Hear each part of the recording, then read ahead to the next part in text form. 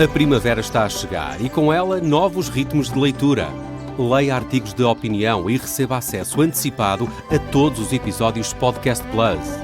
Acompanhe a atualidade ao minuto. Assine hoje o Observador com até 58% de desconto e habilite-se a ganhar uma tote bag e um voucher da Livraria Almedina. Tudo em observador.pt. Observador, são 9 horas.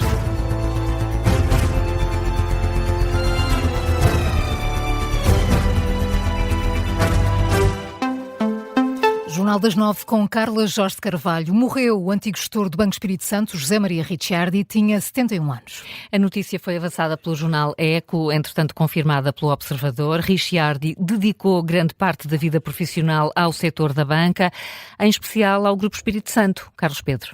Foi presidente da Comissão Executiva e vice-presidente do Conselho de Administração do BES Investimentos, presidente também do Conselho de Administração do BESI Brasil e membro da Comissão Executiva do Banco Espírito Santo. A carreira profissional começou antes disso, na década de 70, no Brasil, no Banco Interatlântico.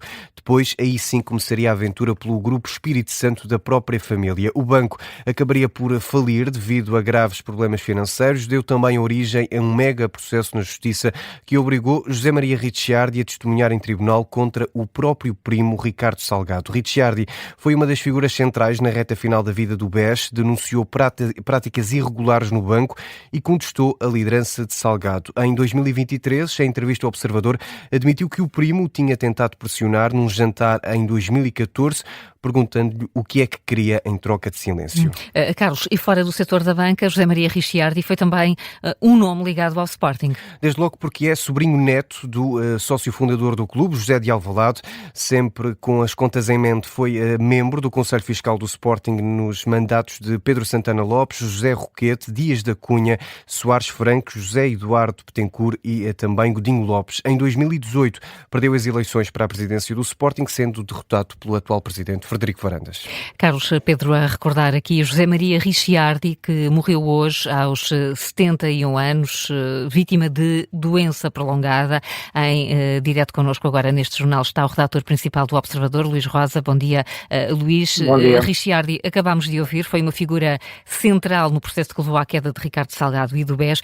Fizeste-lhe uma das últimas entrevistas a Ricardo Salgado. Ficou a mágoa entre primos por aquilo que aconteceu no BES?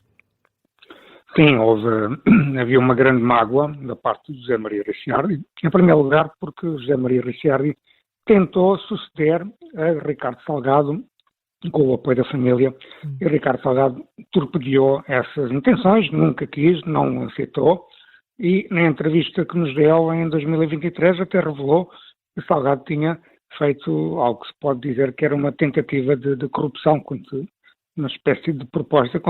Quanto é que queres para ficar escalado? Quanto é que vale o silêncio? Sim. Quanto é que vale esse silêncio?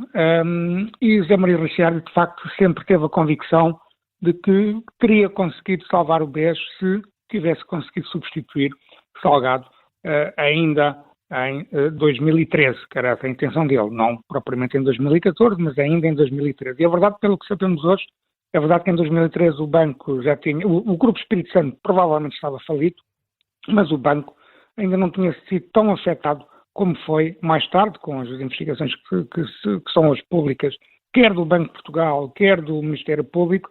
Sabemos que o Salgado hipotecou o futuro do BES muito em 2014, com operações de puro desespero que afetaram muito o património do Banco Espírito Santo. Tudo para salvar um grupo que já estava falido. E, portanto, Ricciardi, se tivesse conseguido substituir Salgado, provavelmente teria conseguido proteger muito melhor o BES do que aconteceu, do que Salgado fez. Portanto, nesse ponto de vista, havia essa grande mágoa de José Maria Ricciardi não ter conseguido atingir esse objetivo. Em relação à relação entre os dois, essa relação sempre foi uma relação complexa, sempre foi uma relação muito complicada. Salgado sempre tentou menorizar o Ricciardi, e o Ricciardi nunca aceitou, obviamente, essa matéria, e sempre tentou lutar pelo seu trabalho, pela sua credibilidade.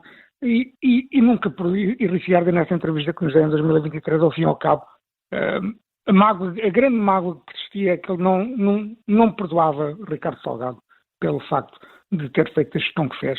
E é importante recordar, é um dos títulos dessa entrevista, Ricardo Salgado acabou por ser condenado, contradito em julgado, por ter, ao fim e ao cabo, o abuso de confiança, o crime de abuso de confiança, que significa que Salgado desviou 10 milhões de euros do próprio Grupo Espírito Santo. E daí a expressão que Ricciardi utiliza na entrevista, que é não surpreendia o facto de ele ter roubado a própria família. Era uma frase forte na entrevista. Isso também caracteriza um bocadinho José Maria Ricciardi, uma pessoa muito frontal, uma pessoa que era também muito emocional, no bom sentido da palavra, mas também, quando se chateava, também era um bocadinho colérico. Mas era uma pessoa muito emocional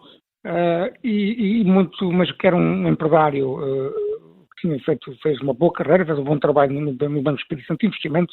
Foi o único banco, e eu tinha muito orgulho nisso, foi o único banco do Grupo Espírito Santo, se quiseres, que conseguiu ser vendido a um grupo chinês, se a minha memória não me falha, o Haitong, com uma receita bastante significativa. Era um banco que foi gerido durante muito tempo por José Maria Ricciardi. E José Maria Ricciardi tinha muito orgulho na sua carreira profissional, no trabalho que ele tinha feito.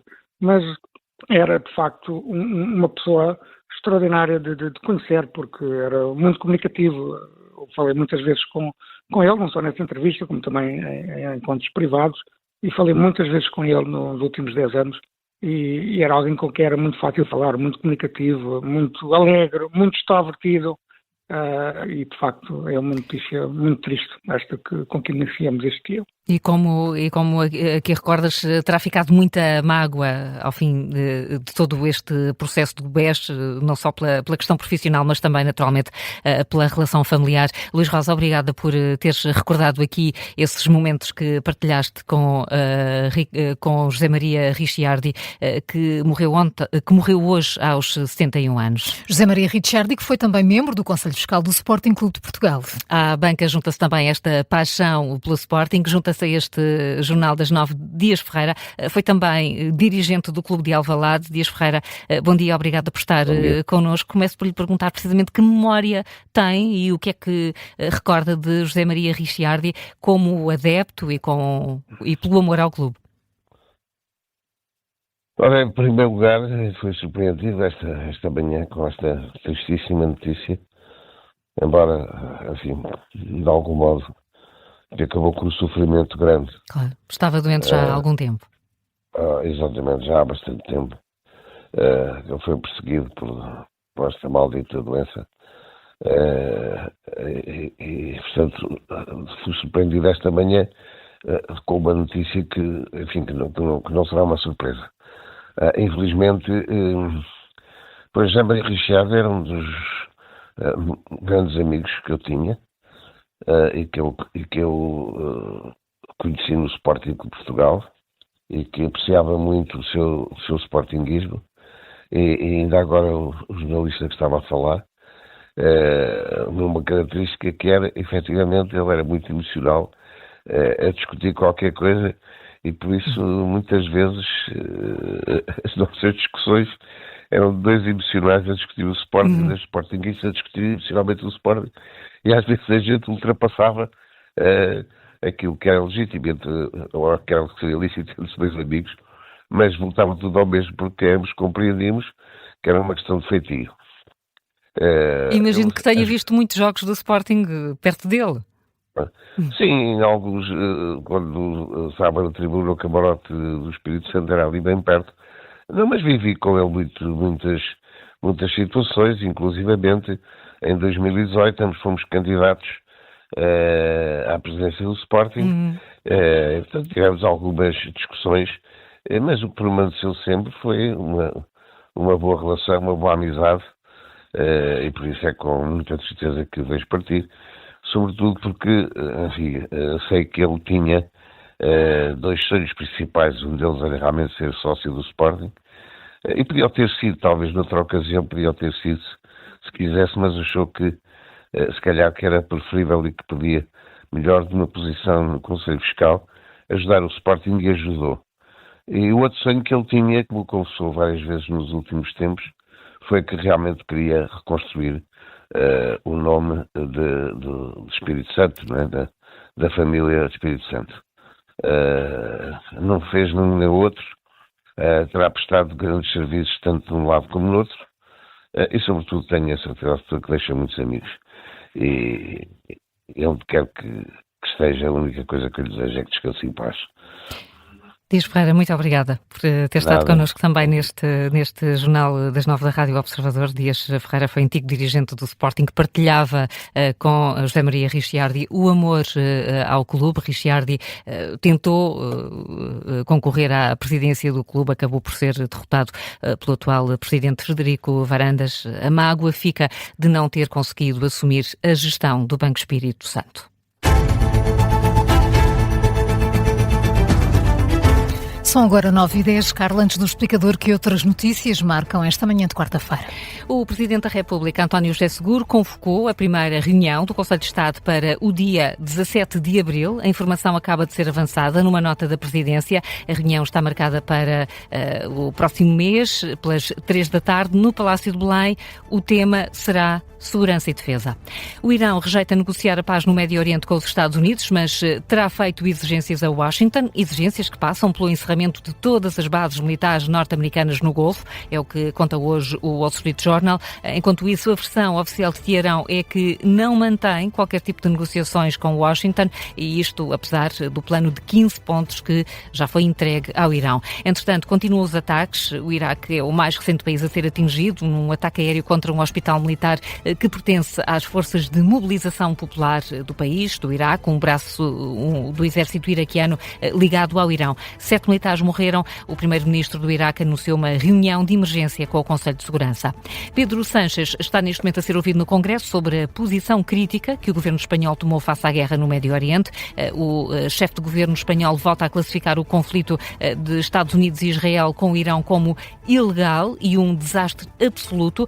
Diz também que Donald Trump avançou para o Médio Oriente sem um objetivo concreto e que a Casa Branca teve a oportunidade de fechar um acordo com o regime iraniano, mas não o quis fazer.